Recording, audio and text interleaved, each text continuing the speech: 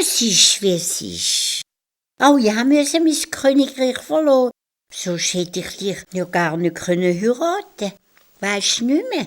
Ich bin sicher, unsere Tochter findet ihr silberne Krönli bald und ist schnell wieder daheim. Du hast schon recht, meine Liebe. Aber wie du auch weisst, haben ganz früher noch Prinzessinnen gar kein Krönli bekommen, nur Prinzen.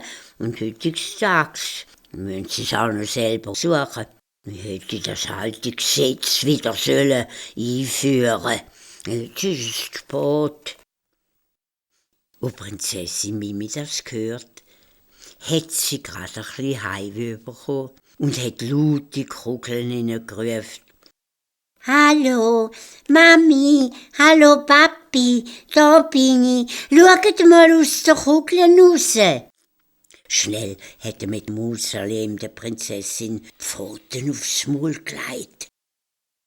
Psst, still, Majestät. Nach den Ohren. Es darf niemand wissen, dass Sie unterwegs sind und die Zauberkugel bei sich haben.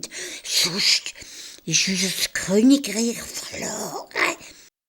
Die Kugel ist wie ein Fernglas, wo zeigt, was in unserem Königreich passiert. Er hat kleine Pforten aufgemacht, wo in den Mauern versteckt war, und die Prinzessin ist durchgeschlüpft. Sie hat Kristallkugeln ins Bauchtäschchen gesteckt, hat sich nochmal umgedreht und mit Mausoleum gewunken. »Ciao, Metti, pass gut auf meine Eltern auf, gell?« Dann ist sie in den dunklen Schatten von der Nacht verschwunden.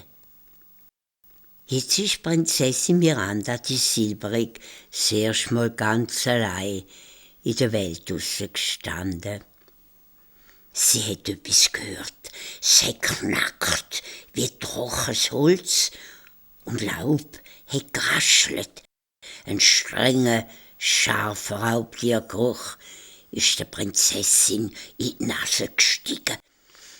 Ihre Barthörli haben wie feine Antennen jede Bewegung in der Umgebung abtastet.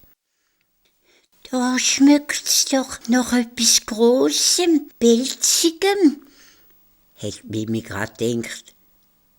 Da hat sie's wieder gespürt.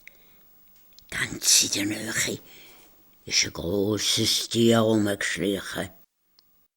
Mimi hat sich so leislich wie nur möglich umgeschaut und sich vorsichtig unter einer Baumwurzel versteckt. Da hat sie sich erstmal sicher gefühlt.